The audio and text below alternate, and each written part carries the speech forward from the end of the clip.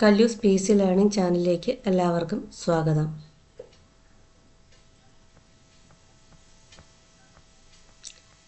അഞ്ചാം ക്ലാസ്സിലെ social science part 2 ആണ് നമ്മൾ ഇന്നിവിടെ ഡിസ്കസ് ചെയ്യാൻ പോകുന്നത്. പാർട്ട് 2 ആദ്യത്തെ ചാപ്റ്റർ ഗതാഗത ആശയവിനിമയ സംവിധാനങ്ങൾ.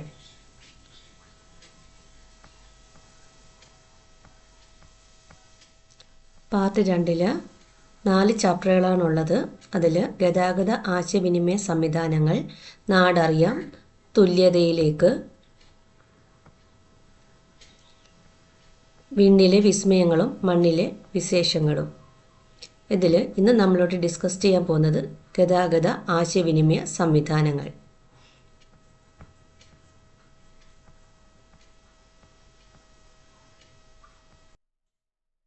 ഗതാഗത ആശയവിനിമയ സംവിധാനങ്ങൾ. ഇവിടെ ആദ്യം തന്നെ കുറച്ച് വാർത്താ കൊളാഷ് തന്നിരിക്കുന്നു.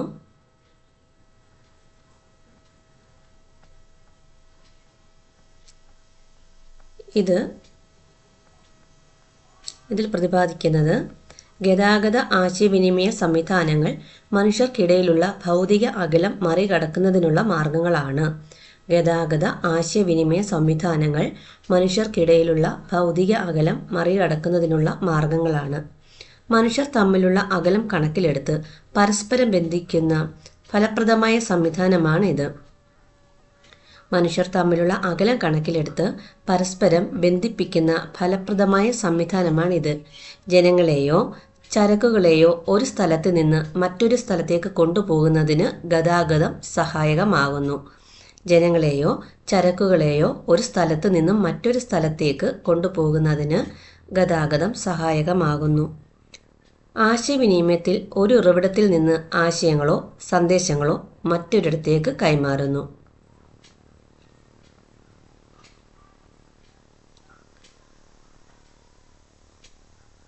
വാഹനങ്ങൾ ഉപയോഗിക്കുന്ന ഏക ജീവിവർഗം മനുഷ്യരാണെന്ന് നമ്മൾക്കറിയാം. പണ്ട് കാലത്ത് വാഹനങ്ങൾക്ക് പകരമായി ഉപയോഗിച്ചിരുന്നത് ആന, കുതിര, കാള, ഒട്ടകം തുടങ്ങിയ മൃഗങ്ങൾ ആയിരുന്നു. പണ്ടുകാലത്ത് വാഹനങ്ങൾക്ക് പകരമായി ഉപയോഗിച്ചിരുന്നത് ആന, കുതിര, കാള, ഒട്ടകം തുടങ്ങിയ മൃഗങ്ങളായിരുന്നു. വാഹനം വഹിച്ചുകൊണ്ട് പോകുന്ന ഉപകരണം എന്നാണ് വാഹനം എന്ന പദത്തിൻ്റെ അർത്ഥം.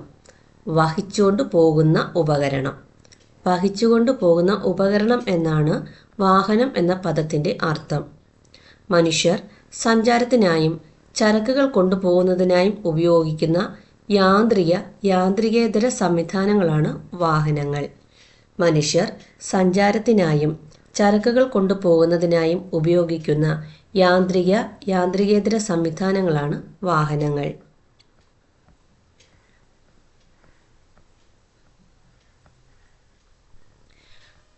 ചക്രത്തിൽ നിന്ന് വാഹനത്തിലേക്ക്.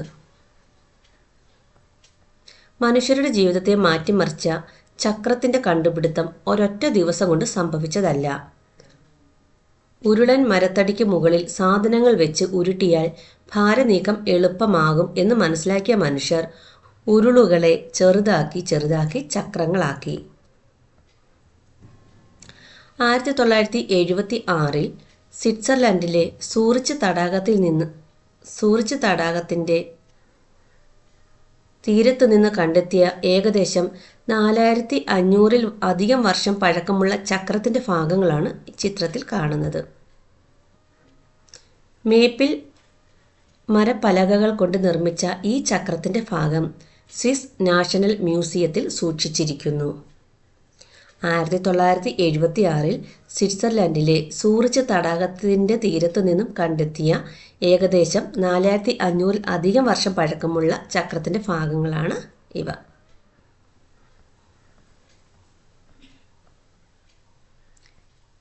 മെസൊപ്പൊട്ടേമിയ. ഏകദേശം 5000 വർഷങ്ങൾക്ക് മുമ്പ്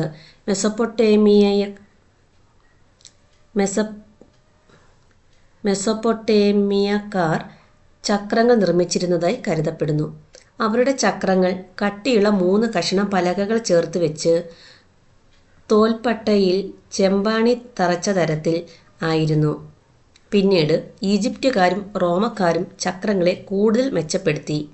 ഇന്നത്തെ ഇറാഖ് ഉൾപ്പെടുന്ന പ്രദേശത്താണ് മെസൊപ്പൊട്ടേമിയൻ സംസ്കാരം വളർന്നു വന്നത്. യൂഫ്രട്ടീസ്, ടൈഗ്രീസ് എന്നീ നദികൾക്കിടയിലാണ് ഈ പ്രദേശം. രണ്ട് നദികൾക്കിടയിലുള്ള പ്രദേശം എന്നാണ് മെസൊപ്പൊട്ടേമിയ എന്ന വാക്കിന് അർത്ഥം. രണ്ട് നദികൾക്കിടയിലുള്ള പ്രദേശം എന്നാണ് മെസൊപ്പൊട്ടേമിയ എന്ന വാക്കിന് അർത്ഥം.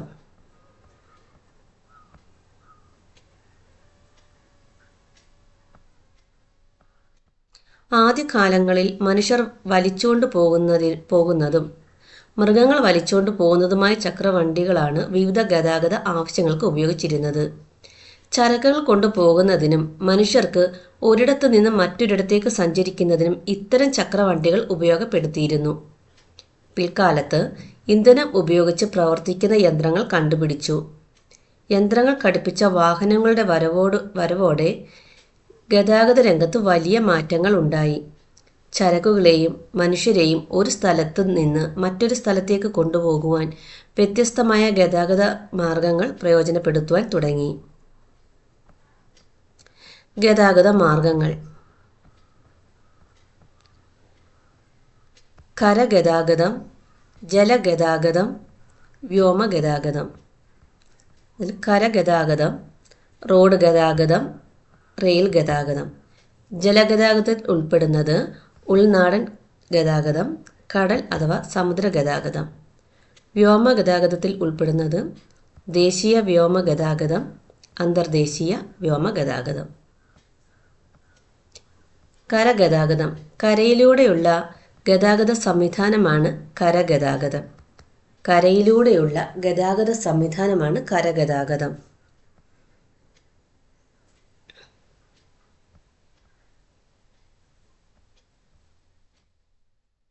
ഒറ്റയടി പാതകളും മൺപാതകളുമാണ് പണ്ടുകാലത്ത് ഗതാഗതത്തിന് ഉപയോഗിച്ചിരുന്നത്. കാലക്രമത്തിൽ കല്ലുപാകിയ പാതകളും കോൺക്രീറ്റ് പാതകളും ടാർ ചെയ്ത പാതകളും നിലവിൽ വന്നു. മക് ആദം റോഡുകൾ. 1820 സ്കോട്ടിഷ് എഞ്ചിനീയറായ J.L. മക് ആദമാണ് ആധുനിക രീതിയിലെ റോഡ് നിർമ്മാണത്തിന് തുടക്കമിട്ടത്. കരിങ്കൽ കഷണങ്ങൾ നിരത്തി റോഡ് റോളർ മെഷീനുകൾ ഉപയോഗിച്ച് നിർമ്മിക്കുന്ന ഇത്തരം റോഡുകൾ മക് ആദം റോഡുകൾ എന്ന് അറിയപ്പെടുന്നു. 1820 സ്കോട്ടിഷ് എഞ്ചിനീയറായ J.L. മക് ആദം ആണ് ആധുനിക രീതിയിലെ റോഡ് നിർമ്മാണത്തിന് തുടക്കമിട്ടത്.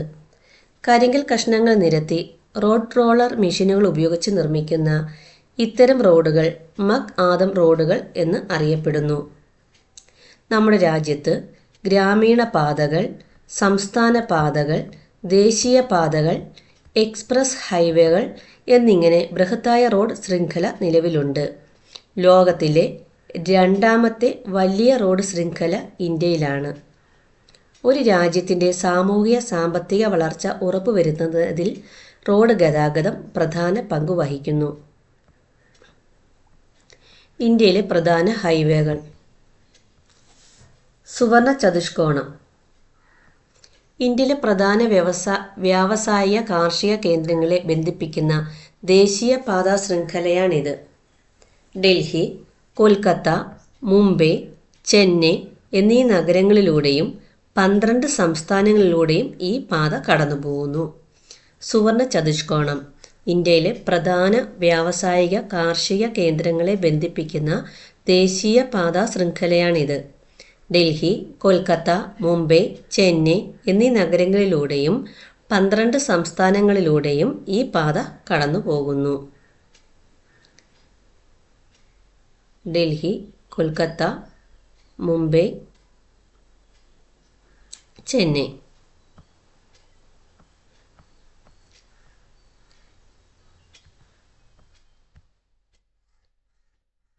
വടക്ക് തെക്ക് ഇടനാഴിയും കിഴക്ക് പടിഞ്ഞാറ് ഇടനാഴിയും.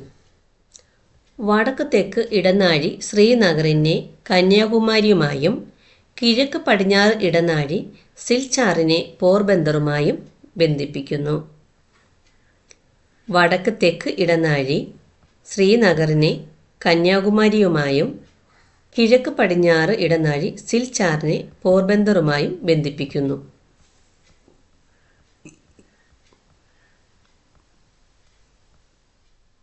റോഡ് ഗതാഗതത്തിൻ്റെ മേന്മകൾ: താരതമ്യേന ചെലവ് കുറവ്, എല്ലാ വിഭാഗം ജനങ്ങൾക്കും പ്രാപ്യമാകുന്നു, ഹ്രസ്വദൂര യാത്രകൾക്ക് ഏറ്റവും അനുയോജ്യം. റെയിൽ ഗതാഗതം: ഏതു പ്രായക്കാർക്കും കൗതുകം ഉണർത്തുന്ന ഒരു കാഴ്ച തന്നെയാണ് തീവണ്ടി. കരയിലെ ഏറ്റവും വേഗതയേറിയ ഗതാഗത സംവിധാനമാണിത്. ബ്രിട്ടനിലാണ് റെയിൽവേ സംവിധാനം ആരംഭിച്ചത്. ആവിയന്ത്രത്തിൻ്റെ കണ്ടുപിടുത്തത്തോടെയാണ് ലോക്കോമോട്ടീവ് എന്ന തീവണ്ടി ഉദയം ചെയ്തത്. 1825 ജോർജ് സ്റ്റീഫൻസൺ ബ്രിട്ടനിൽ ആദ്യത്തെ ലോക്കോമോട്ടീവ് തീവണ്ടി എഞ്ചിൻ നിർമ്മിച്ചു. ഇത് പ്രവർത്തിപ്പിക്കാനുള്ള ഇന്ധനമായി കൽക്കരിയാണ് ഉപയോഗിച്ചിരുന്നത്. പിൽക്കാലത്ത് സാങ്കേതിക വികാസത്തിൻ്റെ ഫലമായി ഡീസൽ എഞ്ചിനുകളും ഇലക്ട്രിക് എഞ്ചിനുകളും നിലവിൽ വന്നു. 1825 ഇംഗ്ലണ്ടിലെ സ്റ്റോക്ടൺ, ഡാർലിംഗ്ടൺ എന്നീ നഗരങ്ങളെ ബന്ധിപ്പിച്ചുകൊണ്ട് ലോകത്തെ ആദ്യത്തെ റെയിൽപാത നിർമ്മിക്കപ്പെട്ടു. ഇംഗ്ലണ്ടിലെ സ്റ്റോക്ടൺ, ഡാർലിംഗ്ടൺ എന്നീ നഗരങ്ങളെ ബന്ധിപ്പിച്ചുകൊണ്ട് ലോകത്തെ ആദ്യത്തെ റെയിൽപാത നിർമ്മിക്കപ്പെട്ടു. ജോർജ് സ്റ്റീഫൻസൺ നിർമ്മിച്ച സ്റ്റീഫൻസൺ റോക്കറ്റ് എന്ന ലോക്കോമോട്ടീവ് ഈ പാതയിലൂടെ ഓടിച്ചുകൊണ്ടാണ് ലോകത്തെ റെയിൽ ഗതാഗതത്തിന് തുടക്കം കുറിച്ചത്. ജോർജ് സ്റ്റീഫൻസൺ നിർമ്മിച്ച സ്റ്റീഫൻസൺ റോക്കറ്റ് എന്ന ലോക്കോമോട്ടീവ് ഈ പാതയിലൂടെ ഓടിച്ചുകൊണ്ടാണ് ലോകത്തെ റെയിൽ ഗതാഗതത്തിന് തുടക്കം കുറിച്ചത്.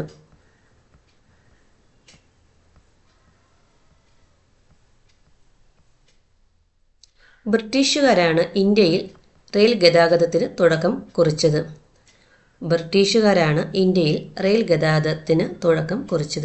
ഇന്ത്യയിൽ നിന്ന് അസംസ്കൃത വസ്തുക്കളും പ്രകൃതി വിഭവങ്ങളും കടൽ മാർഗം അവർ യൂറോപ്പിലേക്ക് കൊണ്ടുപോയിരുന്നു. ഈ വസ്തുക്കളും വിഭവങ്ങളും തുറമുഖത്തിലേക്ക് എത്തിക്കുവാനുള്ള സംവിധാനം എന്ന നിലയിലാണ് റെയിൽ ഗതാഗതം ഇന്ത്യയിൽ ആരംഭിക്കുന്നത്.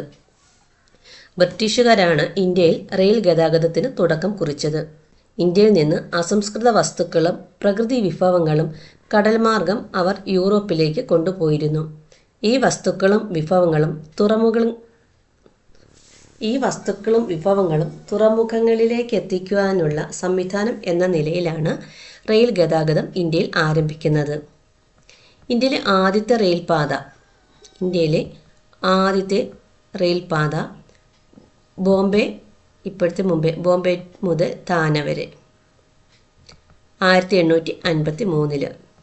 കേരളത്തിലെ ആദ്യത്തെ റെയിൽപാത ബേപ്പൂർ മുതൽ തിരൂർ വരെ 1861. ദൈനംദിന യാത്രയ്ക്കും ചരക്ക് നീക്കത്തിനും വിനോദയാത്രയ്ക്കും ജനങ്ങൾക്കും പ്രധാനമായും ആശ്രയിക്കുന്ന ഗതാഗത സംവിധാനമാണ് റെയിൽവേ. ദൈനംദിന യാത്രയ്ക്കും ചരക്കു നീക്കത്തിനും വിനോദയാത്രയ്ക്കും ജനങ്ങൾ പ്രധാനമായും ആശ്രയിക്കുന്ന ഗതാഗത സംവിധാനമാണ് റെയിൽവേ. വളരെ വിപുലമായ റെയിൽവേ ശൃംഖല ഇന്ത്യയിൽ നിലവിലുണ്ട്. ലോകത്തിലെ ഏറ്റവും ദൈർഘ്യമേറിയ റെയിൽവേ സംവിധാനമുള്ള രാജ്യങ്ങളിൽ ഒന്നാണ് നമ്മുടേത്. ഗതാഗത സൗകര്യം മെച്ചപ്പെടുത്തുന്നതിനും അന്തരീക്ഷ മലിനീകരണം കുറയ്ക്കുന്നതിനും ഇന്ത്യയിലെ പ്രധാന നഗരങ്ങളിൽ മെട്രോ റെയിൽ സംവിധാനം ആരംഭിച്ചിട്ടുണ്ട്.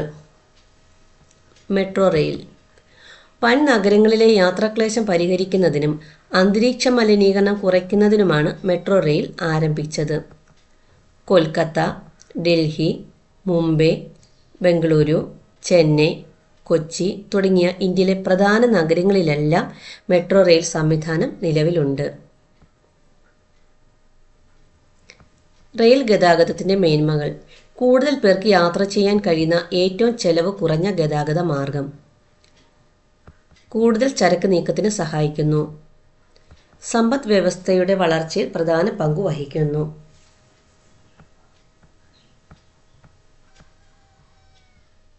ജലഗതാഗതം.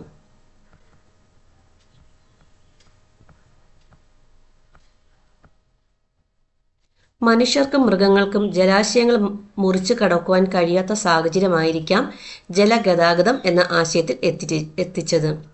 മനുഷ്യർക്കും മൃഗങ്ങൾക്കും ജലാശയങ്ങൾ മുറിച്ചു കടക്കാൻ കഴിയാത്ത സാഹചര്യമായിരിക്കാം ജലഗതാഗതം എന്ന ആശയത്തിൽ എത്തിച്ചത്. ഒറ്റത്തടിയും ചെങ്ങാടങ്ങളും ഉപയോഗിച്ചിരുന്ന മനുഷ്യർ മരത്തടിയുടെ മധ്യഭാഗം തീയിട്ട് കരിച്ച് പൊള്ളയാക്കിയാണ് ആദ്യകാലത്ത് തോണികൾ നിർമ്മിച്ചിരുന്നത്. പിന്നീട് പണിയായുധങ്ങളുടെ കണ്ടെത്തൽ തോണി നിർമ്മാണം എളുപ്പമാക്കി. ക്രമേണ പലതരത്തിലുള്ള വള്ളങ്ങളും പായ്ക്കപ്പലുകളും നിർമ്മിച്ചു. ഇത് ജലഗതാഗതത്തെ കൂടുതൽ മെച്ചപ്പെടുത്തി. മെസൊപ്പൊട്ടേമിയൻ ജനത വ്യാപാര രംഗത്ത് കപ്പലുകൾ പോലെയുള്ള ജലയാനങ്ങൾ ഉപയോഗിച്ചിരുന്നു. തുഴകളാലും നീളൻ കമ്പുകളാലും മുന്നോട്ട് നീക്കിക്കൊണ്ടുപോകുന്ന വിവിധ വലിപ്പത്തിലുള്ള ജലയാനങ്ങൾ ഇവർ നിർമ്മിച്ചിരുന്നു. ചരക്ക് നീക്കത്തിനും സഞ്ചാരത്തിനും ഈ ജലയാനങ്ങൾ ഉപയോഗിച്ചിരുന്നു. സിന്ധു നദീതട സംസ്കാര കേന്ദ്രമായ ഗുജറാത്തിലെ ലോഥലിൽ കപ്പൽ നിർമ്മാണ കേന്ദ്രത്തിൻ്റെ അവശിഷ്ടങ്ങൾ കണ്ടെത്തിയിട്ടുണ്ട്. ലോഥലിൽ നിന്ന് കണ്ടെത്തിയ മുദ്രകളിലും ഹാരപ്പയിൽ നിന്ന് കണ്ടെത്തിയ മെസൊപ്പൊട്ടേമിയൻ മുദ്രകളിലും ബോട്ടിൻ്റെ രൂപങ്ങൾ പതിച്ചിട്ടുണ്ട്. ഇത് അക്കാലത്ത് ജലഗതാഗതം നിലനിന്നിരുന്നതിന് തെളിവാണ്. ജലഗതാഗതത്തെ ഉൾനാടൻ ജലഗതാഗതം, സമുദ്രജല ഗതാഗതം എന്നിങ്ങനെ രണ്ടായി തിരിക്കാം. റെയിൽവേയുടെ കടന്നുവരവിന് മുമ്പ് ഇന്ത്യയിലെ പ്രധാന ഗതാഗത മാർഗമായിരുന്നു ഉൾനാടൻ ജലഗതാഗതം. നദികളും കായലുകളും ധാരാളമുള്ള പ്രദേശങ്ങളിലാണ് ഉൾനാടൻ ജലഗതാഗതം പുരോഗതി പ്രാപിച്ചത്. പിൽക്കാലത്ത് ഇതിനായി കനാലുകൾ നിർമ്മിക്കപ്പെട്ടു. കേരളത്തിലെ ഉൾനാടൻ ജലഗതാഗത പാതകൾ: കൊല്ലം മുതൽ കോട്ടപ്പുറം വരെയുള്ള ദേശീയ ജലപാത നമ്പർ 3, കോഴിക്കോട് മുതൽ കൊടുങ്ങല്ലൂർ വരെയുള്ള കനോലി കനാൽ എന്നിവയാണ് കേരളത്തിലെ പ്രധാനപ്പെട്ട 2 ഉൾനാടൻ ജലഗതാഗത പാതകൾ.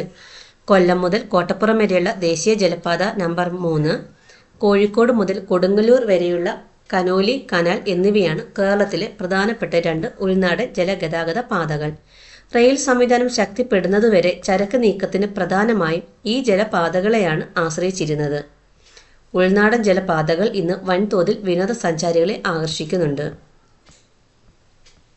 ഇന്ത്യയുമായുള്ള വ്യാപാരം മെച്ചപ്പെടുത്തുന്നതിനായി യൂറോപ്യർ ജലഗതാഗതത്തിന് പ്രാധാന്യം നൽകി. നഗരങ്ങളിലേക്ക് കൽക്കരി കൊണ്ടുപോകുന്നതിനുള്ള മാർഗം എന്ന നിലയിലാണ് യൂറോപ്യർ ആദ്യകാലങ്ങളിൽ കനാലുകൾ നിർമ്മിച്ചത്.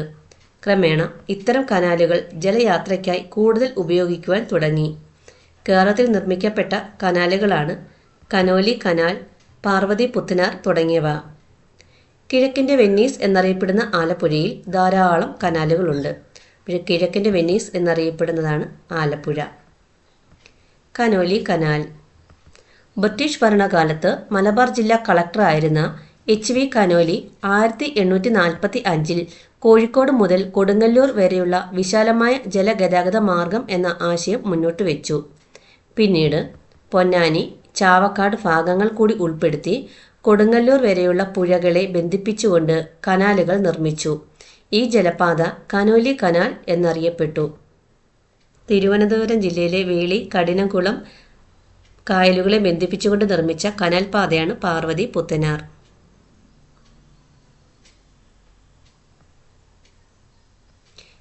കാറ്റിൻ്റെ ദിശാശക്തി കൊണ്ട് സഞ്ചരിക്കുന്ന പായ് കപ്പലുകളുടെ കണ്ടുപിടുത്തം സമുദ്ര ഗതാഗതത്തെ മെച്ചപ്പെടുത്തി.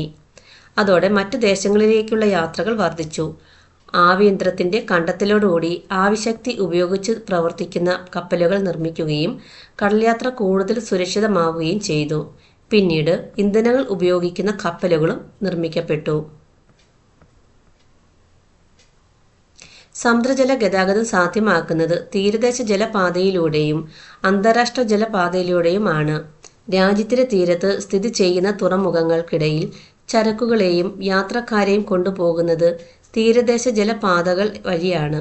എന്നാൽ മറ്റു രാജ്യങ്ങളുടെ തുറമുഖങ്ങൾക്കിടയിൽ ചരക്ക് നീക്കത്തിനും യാത്രക്കാരെ കൊണ്ടുപോകുന്നതിനും അന്താരാഷ്ട്ര ജലപാതയാണ് ഉപയോഗിക്കുന്നത്. ഈ ജലപാതയിലൂടെയാണ് ഇറക്കുമതിയും കയറ്റുമതിയും പ്രധാനമായും നടക്കുന്നത്. ജലഗതാഗതത്തിൻ്റെ മേന്മകളാണ് താരതമ്യേന ചെലവ് കുറവ്, മലിനീകരണം കുറവ് എന്നിവ. വ്യോമഗതാഗതം. ഫ്രാൻസിലെ ഒരു കടലാസ് ഫാക്ടറി ഉടമയായിരുന്ന ജാക്കിസ് മോൺ ഗോൾഫിയർ നനഞ്ഞ വസ്ത്രം ഉണക്കുന്നതിനായി തൂക്കിയിട്ടിരുന്ന വസ്ത്രത്തിന് കീഴെ തീ കൂട്ടി കത്തിക്കുകയായിരുന്നു ജാക്വിസിന്റെ ഭാര്യ. ഉണങ്ങാൻ ഇട്ടിരുന്ന വസ്ത്രം ആകാശത്തേക്ക് പറന്നുയർന്നത് അദ്ദേഹത്തിൽ അതിശയം ഉളവാക്കി. ആ കാഴ്ച ജാക്വിസിനെ ഏറെ ചിന്തിപ്പിച്ചു. പിന്നീടുള്ള ദിവസങ്ങൾ അദ്ദേഹത്തിന് വിശ്രമമുണ്ടായിരുന്നില്ല. തന്റെ സഹോദരനായ ജോസഫ് മോൺ ഗോൾഫിയറുമായി ചേർന്ന് ജാക്വിസ് ഒരു കൂറ്റൻ ബലൂൺ ഉണ്ടാക്കി. ചൂടുവായു നിറച്ച ആ ബലൂൺ അവരെ അത്ഭുതപ്പെടുത്തിക്കൊണ്ട് മുകളിലേക്ക് ഉയർന്നു. അതിനുശേഷം ബലൂണിന്റെ കീഴ്ഭാഗത്ത് കുട്ട വെച്ച് പിടിപ്പിച്ച് സ്വന്തം വീട്ടിലെ കോഴി, താറാവ് എന്നിവയെ യാത്രക്കാരാക്കി. തുടർന്ന് ജാക്വിസും ജോസഫും ആ ബലൂൺ വാഹനത്തിൽ പാരീസ് നഗരത്തിന് മുകളിലൂടെ അരമണിക്കൂർ പറന്നു. 1783 ഉണ്ടായ ഈ സംഭവമാണ് പിന്നീട് ആകാശയാത്രയ്ക്ക് തുടക്കമിട്ടത്. 1783 ഉണ്ടായ ഈ സംഭവമാണ് ആകാശയാത്രയ്ക്ക് തുടക്കമിട്ടത്. ചൂടുവായി നിറച്ച ബലൂണുകളാണ് മനുഷ്യർ ആകാശയാത്രയ്ക്ക് ആദ്യം ഉപയോഗിച്ചിരുന്നത്. അതിനുശേഷം സാന്ദ്രത കുറഞ്ഞ വാതകങ്ങൾ വലിയ ബലൂണുകളിൽ നിറച്ച് ആകാശ കപ്പലുകൾ നിർമ്മിച്ചു. തുടർന്ന് വേഗത കുറച്ച് താഴെ എത്താൻ സഹായിക്കുന്ന പാരച്യൂട്ടുകൾ കണ്ടുപിടിച്ചു. എന്നാൽ ഇവയൊന്നും മനുഷ്യർക്ക് സൗകര്യപ്രദമായി നിയന്ത്രിച്ച് ഉപയോഗിക്കുവാൻ കഴിഞ്ഞിരുന്നില്ല. ഇന്നത്തെ വിമാനത്തിന്റെ ആദ്യ രൂപം എന്ന് പറയാവുന്ന തരത്തിൽ വിമാനം നിർമ്മിച്ചത് അമേരിക്കക്കാരായ ഓർവിൽ റൈറ്റ്, വിൽബർ റൈറ്റ് എന്നീ സഹോദരന്മാരാണ്. ഇവർ നിർമ്മിച്ച വിമാനത്തിന്റെ പേര് ഫ്ലയർ 1 എന്നായിരുന്നു. അമേരിക്കയിലെ നോർത്ത് കരോലിനയിൽ നിന്ന് 1903 ഡിസംബർ 17 ഫ്ലയർ 1 പറന്നുയർന്നത്. അമേരിക്കക്കാരായ ഓർവിൽ റൈറ്റ്, വിൽബർ റൈറ്റ് എന്നീ സഹോദരന്മാരാണ് ഇന്നത്തെ വിമാനത്തിന്റെ ആദ്യ രൂപം എന്ന് പറയാവുന്ന തരത്തിൽ വിമാനം നിർമ്മിച്ചത്. ഇവർ നിർമ്മിച്ച വിമാനത്തിന്റെ പേര് ഫ്ലയർ 1 എന്നായിരുന്നു. അമേരിക്കയിലെ നോർത്ത് കരോലിനയിൽ നിന്ന് 1903 ഡിസംബർ 17 ഫ്ലയർ 1 പറന്നുയർന്നത്. കാലക്രമേണ ഹെലികോപ്റ്ററുകൾ, ജെറ്റ് വിമാനങ്ങൾ, യാത്രാ വിമാനങ്ങൾ, സൂപ്പർസോണിക് വിമാനങ്ങൾ എന്നിവ നിർമ്മിക്കുവാൻ മനുഷ്യർക്ക് സാധിച്ചു. രാജ്യത്തിനകത്തും പുറത്തും ദീർഘദൂര യാത്രകൾക്കുമായി വളരെയേറെ പ്രയോജനപ്പെടുന്ന ഒരു യാത്രാമാർഗമാണ് വ്യോമ ഗതാഗതം. ഏറ്റവും വേഗതയേറിയ ഗതാഗത സംവിധാനവും ഇത് തന്നെയാണ്. സൈനിക ആവശ്യങ്ങൾക്കായും വ്യോമ ഗതാഗത സംവിധാനം ഉപയോഗിക്കുന്നു. ഇന്ത്യയിലെ വ്യോമ ഗതാഗതം 20-ാം നൂറ്റാണ്ടിന്റെ ആരംഭത്തോടെയാണ് ഇന്ത്യയിൽ വ്യോമ ഗതാഗതം ആരംഭിച്ചത്. 1911 അലഹബാദിൽ നിന്ന് 10 കിലോമീറ്റർ മാത്രം അകലെയുള്ള നൈനിയിലേക്ക് കത്തുകൾ വഹിച്ചുകൊണ്ടുള്ള വിമാനം പറന്നുയർന്നതോടെയാണ് ഇന്ത്യയിൽ വ്യോമഗതാഗതത്തിന് തുടക്കം കുറിച്ചത്. 1912 ഇന്ത്യയിലേക്കും തിരിച്ചുമുള്ള ആദ്യത്തെ അന്താരാഷ്ട്ര വിമാനം ലണ്ടനിൽ നിന്ന് കറാച്ചിയിലേക്കും അവിടെ നിന്ന് ഡൽഹിയിലേക്കും സർവീസ് നടത്തി. ഇന്ത്യയിലെ ആദ്യത്തെ വാണിജ്യ വിമാന കമ്പനിയായ ടാറ്റ എയർലൈൻസ് 1932 കറാച്ചി മുതൽ മുംബൈ വരെ ആദ്യ സർവീസ് നടത്തി. ഇന്ത്യയിലെ ആദ്യത്തെ വിമാനത്താവളം മുംബൈയിലെ ജുഹുവിലാണ്. ലോകത്തിലെ ഏറ്റവും വിപുലമായ വ്യോമ ഗതാഗത ശൃംഖലയുള്ള രാജ്യങ്ങളിൽ ഒന്നായി ഇന്ത്യ ഇന്ന് മാറിയിരിക്കുന്നു. അപ്പോഴും 20-ാം നൂറ്റാണ്ടിൻ്റെ ആരംഭത്തോടെയാണ് ഇന്ത്യയിൽ വ്യോമഗതാഗതം ആരംഭിച്ചത്. 1911 അലഹബാദിൽ നിന്ന് 10 കിലോമീറ്റർ മാത്രം അകലെയുള്ള നൈനിയിലേക്ക് കത്തുകൾ വഹിച്ചുകൊണ്ടുള്ള വിമാനം പറന്നുയർന്നതോടെയായിരുന്നു ഇന്ത്യയിൽ വ്യോമഗതാഗതത്തിന് തുടക്കം കുറിച്ചത്. 1912 ഇന്ത്യയിലേക്കും തിരിച്ചുമുള്ള ആദ്യത്തെ അന്താരാഷ്ട്ര വിമാനം ലണ്ടനിൽ നിന്ന് കറാച്ചിയിലേക്കും അവിടെ നിന്ന് ഡൽഹിയിലേക്കും സർവീസ് നടത്തി. ഇന്ത്യയിലെ ആദ്യത്തെ വാണിജ്യ വിമാന കമ്പനിയായ ടാറ്റ എയർലൈൻസ് 1932 കറാച്ചി മുതൽ മുംബൈ വരെ ആദ്യ സർവീസ് നടത്തി. ഇന്ത്യയിലെ ആദ്യത്തെ വാണിജ്യ വിമാന കമ്പനിയായ ടാറ്റ എയർലൈൻസ് 1932 കറാച്ചി മുതൽ മുംബൈ വരെ ആദ്യ സർവീസ് നടത്തി. ഇന്ത്യയിലെ ആദ്യത്തെ വിമാനത്താവളം മുംബൈയിലെ ജുഹുവിലാണ്. ലോകത്തിലെ ഏറ്റവും വിപുലമായ വ്യോമ ഗതാഗത ശൃംഖലയുള്ള രാജ്യങ്ങളിൽ ഒന്നായി ഇന്ത്യ ഇന്ന് മാറിയിരിക്കുന്നു. ഭൂഖണ്ഡങ്ങളിലെ രാജ്യങ്ങളെയും ഭൂമിയെ ഒരു ആഗോള ഗ്രാമമാക്കുകയും ചെയ്യുന്നു. ദേശീയ പ്രതിരോധത്തിന് ഉപയോഗപ്പെടുത്തുന്നു. വ്യോമ ഗതാഗതത്തിൻ്റെ മേന്മകളാണ്: ഏറ്റവും വേഗതയേറിയ ഗതാഗത മാർഗം. 2 വിവിധ ഭൂഖണ്ഡങ്ങളിലെ രാജ്യങ്ങളെ ബന്ധിപ്പിക്കുകയും ഭൂമിയെ ഒരു ആഗോള ഗ്രാമമാക്കുകയും ചെയ്യുന്നത്. 3 ദേശീയ പ്രതിരോധത്തിന് ഉപയോഗപ്പെടുത്തുന്നത്. വാഹനങ്ങളുടെ പെരുപ്പം എന്തൊക്കെ പ്രത്യാഘാതങ്ങളാണ് സൃഷ്ടിക്കുന്നതെന്ന് നോക്കാം. വർദ്ധിച്ച ഗതാഗത കുരുക്ക്, വായു മലിനീകരണം, ശബ്ദ മലിനീകരണം, ആരോഗ്യ പ്രശ്നങ്ങൾ, ഉയർന്ന തോതിലുള്ള വാഹന അപകടങ്ങൾ, പരിമിതമായ പാർക്കിംഗ് സൗകര്യം, കാൽനട യാത്രക്കാരുടെയും സൈക്കിൾ യാത്രക്കാരുടെയും സുരക്ഷ കുറയ്ക്കുന്നു.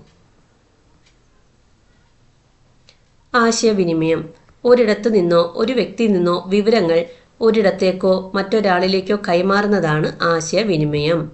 ഒരിടത്തു നിന്നോ ഒരു വ്യക്തിയിൽ നിന്നോ വിവരങ്ങൾ മറ്റൊരിടത്തേക്കോ മറ്റൊരാളിലേക്കോ കൈമാറുന്നതാണ് ആശയവിനിമയം. ആശയവിനിമയം നടത്തുന്നത് സംഭാഷണത്തിലൂടെ, എഴുത്തിലൂടെ, ഫോണിലൂടെ ഒക്കെ ആണ്. ഭാഷയോ ചിഹ്നങ്ങളോ എഴുത്തുവിദ്യകളോ ഇല്ലാതിരുന്ന കാലത്ത് ആംഗ്യങ്ങളിലൂടെയും പ്രത്യേക ശബ്ദങ്ങൾ പുറപ്പെടുവിച്ചുമൊക്കെയായിരുന്നു അവർ ആശയവിനിമയം നടത്തിയിരുന്നത്.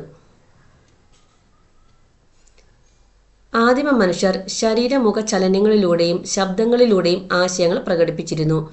പിന്നീട് അവർ ദൂരസ്ഥലങ്ങളിലുള്ളവരുമായി ആശയം കൈമാറാൻ തീയും പുകയും അടയാളമായി ഉപയോഗിച്ചു. ഏകദേശം 30,000 വർഷങ്ങൾക്ക് മുമ്പാണ് മനുഷ്യർ ചിഹ്നങ്ങൾ ഉപയോഗിച്ചു തുടങ്ങിയതെന്നു പറയുന്നു. പ്രാചീന കാലത്തെ ഗുഹകളുടെ ഭിത്തിയിൽ വരച്ച ചിത്രങ്ങൾ അക്കാലത്തെ ആശയവിനിമയത്തിന് ഉദാഹരണങ്ങളാണ്. ചിഹ്നങ്ങൾ, ചിത്രങ്ങൾ ആശയ പ്രകടനത്തിന് ഉപയോഗിച്ചു. പിന്നീട് അവർ ലിപികൾക്കും എഴുത്തുവിദ്യയ്ക്കും രൂപം നൽകി. ഏകദേശം 5000 വർഷങ്ങൾക്ക് മുമ്പാണ് മനുഷ്യർ എഴുത്തുവിദ്യ രൂപപ്പെടുത്തിയത് എന്നാണ് നിഗമനം. സുമേറിയക്കാരാണ് ആദ്യമായി എഴുത്തുവിദ്യ വികസിപ്പിച്ചത്. ഇത് ക്യൂണിഫോം എന്ന പേരിൽ ഈ ലിപി അറിയപ്പെടുന്നത്. ഇവ കളിമൺ ഫലകങ്ങളിലാണ് എഴുതിയിരുന്നത്. ഈജിപ്തിൽ രൂപം കൊണ്ട ലിപിയാണ് ഹൈറോഗ്ലിഫിക്സ് എന്ന്. ആദ്യകാലങ്ങളിൽ വാർത്തകളും സന്ദേശങ്ങളും ഒരിടത്തുനിന്ന് മറ്റൊരിടത്തേക്ക് എത്തിക്കുവാനായി കുതിരകളെയും നായകളെയും പക്ഷികളെയും ഉപയോഗപ്പെടുത്തിയിരുന്നു. വാർത്തകളും സന്ദേശങ്ങളും പൊതുജനങ്ങളെ അറിയിക്കുന്നതിന് രാജഭരണകാലത്ത് ഉപയോഗിച്ചിരുന്ന ആശയവിനിമയ മാർഗങ്ങളിലൊന്നാണ് ചിത്രീകരിച്ചിരിക്കുന്നത് രാജവിളംബരം. അച്ചടി യന്ത്രത്തിന്റെ കണ്ടുപിടുത്തത്തോടെ വാർത്തകളും സന്ദേശങ്ങളും കൈമാറുന്നത് എളുപ്പമായി മാറി. അച്ചടി സാങ്കേതിക വിദ്യ കണ്ടുപിടിച്ചത് ചൈനക്കാരാണ്. ആദ്യകാലങ്ങളിൽ അച്ചടി യന്ത്രങ്ങൾ മരക്കട്ടകൾ ഉപയോഗിച്ചാണ് പ്രവർത്തിച്ചിരുന്നത്. പിന്നീട് ജർമ്മൻകാരനായ ഗുട്ടൻബർഗ് ഇരുമ്പ് ഉപയോഗിച്ചുള്ള അച്ചടി യന്ത്രം കണ്ടുപിടിച്ചു. അച്ചടിയുടെ വരവോടെ ആശയങ്ങളും വാർത്തകളും വേഗത്തിൽ പ്രചരിക്കുവാൻ തുടങ്ങി. തപാൽ സംവിധാനത്തിന്റെ കടന്നുവരവ് ആശയവിനിമയം വേഗത്തിലാക്കി. ഗതാഗത രംഗത്തുണ്ടായ പുരോഗതിയും ആശയവിനിമയത്തെ സ്വാധീനിച്ചു. ആശയങ്ങളും സന്ദേശങ്ങളും വാർത്തകളും എത്തിക്കുന്നതിന് തപാൽ സംവിധാനം വ്യാപകമായി ഉപയോഗിക്കാൻ തുടങ്ങി. ശാസ്ത്ര സാങ്കേതിക രംഗങ്ങളിലുണ്ടായ വികാസം ആശയവിനിമയ രംഗത്ത് വൻ കുതിച്ചുചാട്ടങ്ങൾക്ക് വഴിയൊരുക്കി. ഇന്റർനെറ്റിന്റെയും അനുബന്ധ സേവനങ്ങളുടെയും കടന്നുവരവ് ആശയവിനിമയ രംഗത്ത് വിപ്ലവമായ മാറ്റങ്ങൾക്ക് കൊണ്ടുവന്നു. ആശയവിനിമയ രീതികൾ പ്രധാനമായും 2 രീതിയിലാണുള്ളത്. ഒന്ന് വ്യക്തിഗത ആശയവിനിമയവും ബഹുജന ആശയവിനിമയവും. വ്യക്തിഗത ആശയവിനിമയം എന്ന് പറയുന്നത് ഒരു വ്യക്തിയിൽ നിന്ന് മറ്റൊരു വ്യക്തിയിലേക്ക് സന്ദേശങ്ങളെയോ ആശയങ്ങളെയോ വിനിമയം ചെയ്യുന്നതാണ് വ്യക്തിഗത ആശയവിനിമയം. ഇതിനായി പ്രയോജനപ്പെടുത്തുന്ന ഉപാധികളാണ് വ്യക്തിഗത ആശയവിനിമയോപാധികൾ. ഒരു വ്യക്തിയിൽ നിന്ന് മറ്റൊരു വ്യക്തിയിലേക്ക് സന്ദേശങ്ങളോ ആശയങ്ങളോ വിനിമയം ചെയ്യുന്നതാണ് വ്യക്തിഗത ആശയവിനിമയം.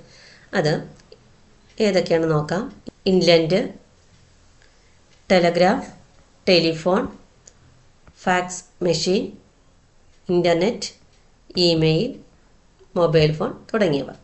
ബഹുജന ആശയവിനിമയം. ഒരു സന്ദേശമോ ആശയമോ വലിയൊരു ജനവിഭാഗത്തിലേക്ക് എത്തിക്കുന്നതാണ് ബഹുജന ആശയവിനിമയം. ഇതിനായി പ്രയോജനപ്പെടുത്തുന്ന മാധ്യമങ്ങളാണ് ബഹുജന ആശയവിനിമയോപാധികൾ. അതിന് ഉദാഹരണങ്ങളാണ് വർത്തമാന പത്രങ്ങൾ, റേഡിയോ, ടെലിവിഷൻ, സെമിനാർ, പൊതുയോഗം, തെരുവ് നാടകം മുതലായവ. ഇന്റർനെറ്റ് അധിഷ്ഠിത ന്യൂനത ആശയവിനിമയ സാങ്കേതിക വിദ്യ. ലോകമെമ്പാടുമുള്ള കമ്പ്യൂട്ടറുകളെ ബന്ധിപ്പിക്കുന്ന ശൃംഖലയാണ് ഇന്റർനെറ്റ്. പലതരത്തിലുള്ള വിവരങ്ങൾ നമുക്ക് ഇന്റർനെറ്റിന്റെ സഹായത്തോടെ ലഭിക്കുന്നു.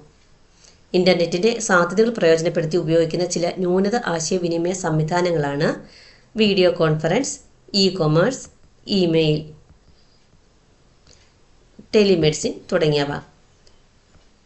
Video conference. അകലെയുള്ള സ്ഥലങ്ങളിൽ ഇരിക്കുന്ന ആളുകൾക്ക് ഇന്റർനെറ്റിന്റെ സഹായത്തോടെ കണ്ടുകൊണ്ട് സംസാരിക്കാനും ആശയം കൈമാറുവാനും കഴിയുന്നു. E commerce. ഇന്റർനെറ്റ് സംവിധാനത്തിലൂടെ സാധനങ്ങളും സേവനങ്ങളും വാങ്ങുന്നതിനും വിൽക്കുന്നതിനുമുള്ള സംവിധാനമാണിത്. ഇമെയിൽ. ഇലക്ട്രോണിക് മാധ്യമങ്ങൾ ഉപയോഗിച്ച് സന്ദേശങ്ങൾ അയയ്ക്കുകയും സ്വീകരിക്കുകയും ശേഖരിക്കുകയും ചെയ്യുന്ന സംവിധാനമാണിത്. ടെലിമെഡിസിൻ. വിവരസാങ്കേതിക വിദ്യയുടെ സഹായത്തോടെ അകലെയുള്ള വിദഗ്ധ ഡോക്ടർമാരുടെ സേവനം ആരോഗ്യരംഗത്ത് ഉപയോഗപ്പെടുത്തുന്നു.